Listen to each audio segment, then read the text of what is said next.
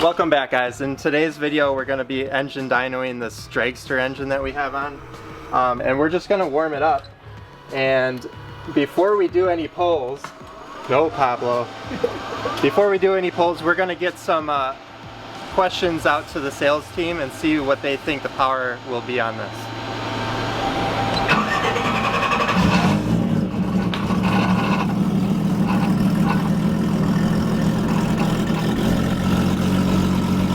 All right, we're here with Ricky. Ricky, what do you think the 2JZ will make for power for the Dragster motor? 1500. You're fired. Nick, what's going on, man? All right, what do you think the 2JZ will make for the Dragster? Horsepower-wise. Horsepower-wise? Say 720. 720. 720 is a good guess. All right, we're here with Gio. Gio, what do you think the 2JZ Dragster motor is going to make for horsepower?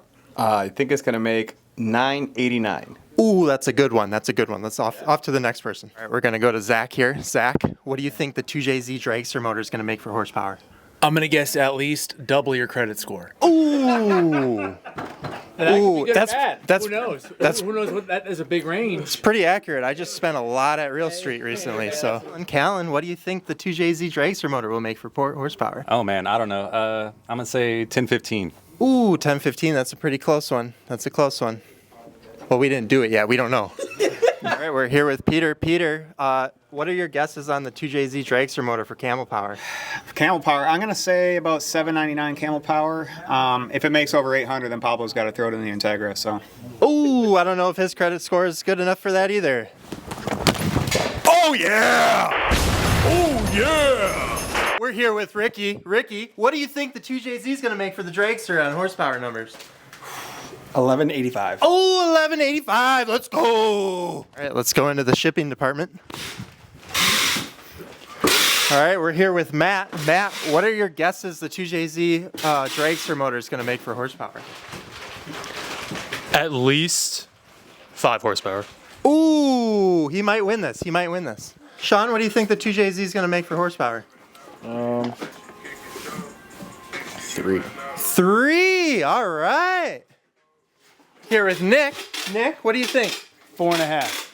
4.5. Man, that's a tough battle to beat, you know? Alejandro, what do you think the 2JZ Dragster motor is going to make for camel power? 800. Ooh, 800. That's a pretty close one. I wouldn't know. What do you think the 2JZ is going to make for the Dragster? Horsepower? Camel power. Say 1500. Ooh, 1500. Not bad. Not bad at all, boy.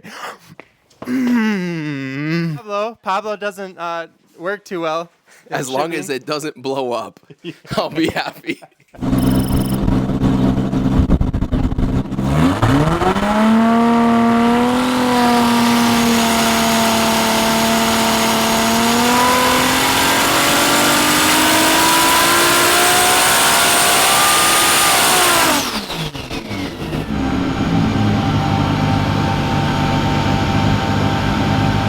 Whoa!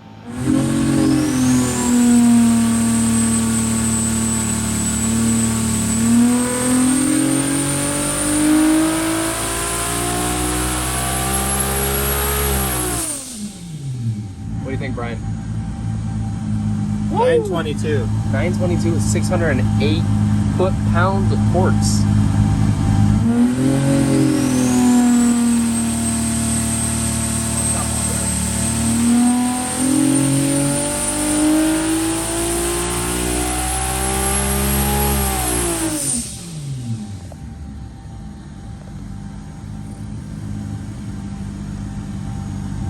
Whoa! Nice. What do you think, Brian? The British are coming. What the hell? No, about the engine. What do you think about the engine? I think it's really healthy. You think we're going to make more power or just run it there so we don't do a wheelie? I think running it there will save us, you know? Probably. Yeah. Go home to our wives. Yeah. Yeah. Your kid. And my kid. And my dog. Your dog. Your kid's more important. Casey? Is that what your dog's name is? Kenobi. Oh, Kenobi. Yeah. Obi-Wan? Obi-Wan Kenobi. Pablo and Brian here. We just got done messing around with this 2JZ 3-liter dragster engine. No, but in all seriousness, we got a bunch of great data today. This is essentially the full package of what will eventually run in the dragster, including even the same exact ECU. This is the EMU Pro 16 from ECU Masters. That means that once we pull this from the engine dyno into the dragster, we'll have a very, very nice base calibration. We're super happy with how it ran. Made over 900 horsepower at about 34 pounds, right, Brian? A touch over 30, it was great, yeah. As a total package, a lot of really cool parts working together, and that kind of leads us to the next component. Brian, do you want to touch on the mechanical components? We have a whole bunch of different things than you would see in a typical 3-liter of this fashion, so... Yeah, there are a lot of things that are out of the norm of what we would normally have on this engine dyno mechanically. One of those being is the first thing that you see here is the vacuum pump. This did an amazing job at the crankcase pressure. Another example... I think we were vacuum and then 0 across the board, even over 30 pounds of boost. Yep. Which is awesome. Great combustion seal. Absolutely. Another thing is because this is in the dragster, we were running a motor plate on the front of this, so we couldn't use an OEM water pump. So we're going with an electric pump, and that did fantastic as well. Another difference that we're not normally used to is OEM throttle body. I don't know the size of this, but if I had to guess, it's in the 60s. Normally we run an 80. We didn't have any choking on up top or anything during our dyno pulls, along with this OEM intake manifold. It just held the power all the way through. So no complaints there. Everything worked out great. Now, mind you, we know that bigger is better, especially when it comes to airflow and air volume in a turbocharged system especially. So if we were to put a plasma man intake manifold or something like that, a bigger throttle body, absolutely, there would be more power to gain. But to touch on Brian's point, we were happy to see that there wasn't a choke point by keeping this stuff right here. So definitely something that we were very happy to see with this more simple combination of the OEM components there. Yep. And then normally we run an intercooler when we do our testing, and we didn't this time. We ran this. I know a lot of people in the comments were talking about fuel coming out of the blow-off valve, and it didn't have any fuel come out of the blow-off valve. Yeah, we got during our pulls. So we got maybe a little. Yeah, barely any miss. Barely any miss. We got a really nice tight shot from this corner right at the blow-off valve. We'll show you guys that in a little overlay right here.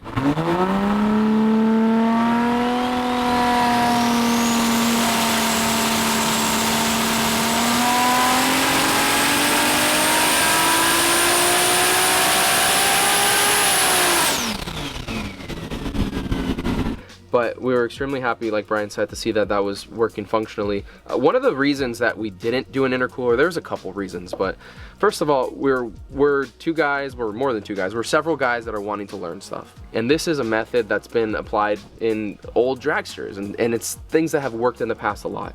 So we wanted to see if that we could apply that same information and that type of learning into our program. And it worked really well. We were super happy to see how it did the control for the secondary injectors right there, and we were just super stoked to see that the IAT sensors, or the IAT sensor read a higher temperature, but we were able to still keep it somewhere that it was healthy. So a little over 200 degrees on the sensor right there, which in reality, I think it's a little bit lower than that. It's not one of the fast response sensors, so if we were to put something like a lab grade fast response IAT sensor, we'd probably see a little bit of a difference in the log right there. But if we were to run an intercooler, it'd be heavier on the dragster as well. That's one thing to keep into mind. And we wouldn't be able to do all this cool stuff. And originally, we had bought those 2 fuel cells because we wanted to do ethanol for the engine and then methanol for the injectors, and that's something that we even said on Instagram when we had posted this up not too long ago. And for this whole thing, we actually did only 1 ethanol R for both the primary injectors in the rail for the intake manifold, as well as the secondary injectors on the charge pipe side of things. And it worked super awesome. Yeah, it works great. Even after a pass, you could put your hand here and it'd be pretty hot. You'd put your hand right here and it'd be almost ambient temperature that you would have anywhere else in the room. So it was absolutely working well. And we saw that the engine was super happy throughout that whole process, even at over 900 horsepower. So it's working. I mean, it's doing its thing. No fuel coming out of the blow-off valve. Talk about little blow-off valve and wastegate stuff. The boost control was dead on. Yeah, everything was really smooth on this. Like, there was no leaks. There was no plumbing problems. It just worked, which is awesome. Yeah, we were super happy. A whole bunch of nice combination of parts here, and it, like you said, it's just working really, really nice. So we mentioned it made over 900 horsepower. To be exact, it made 937 horsepower with 616 foot-pounds of torque, which is really, really awesome at only, you know, 34 pounds, I think, at the very top of that run. Well, it ramped up until Exactly, the end, so exactly. we can't give a specific number, but it at the end it was 34 something pounds. And the graph was super smooth. It was. There's no dips. The power band looks to be very nice. That paired up with the transmission we're running is going to be a very usable power band, especially at that weight and wheelbase. So that's really awesome. But yeah, that pretty much wraps up today's session, guys. The dyno session went well. We're super happy with what we found out, what we've been learning so far. And I think it gives us a good room for improvement of our own personal growth. So super happy with that kind of stuff. What's next? This will go into the chassis again, get it all mated up, finish the wiring and the plumbing of all the components, get all that squared away, and then hopefully soon after we can get onto the chassis dyno and do some comparison with engine dyno to chassis dyno before we head to track. That wraps up today's video. Got a whole bunch of progress done. We're ready for the next one. Yep. We're happy to do this stuff. We're gonna learn more, and we'll keep having fun and bringing you guys along for the journey.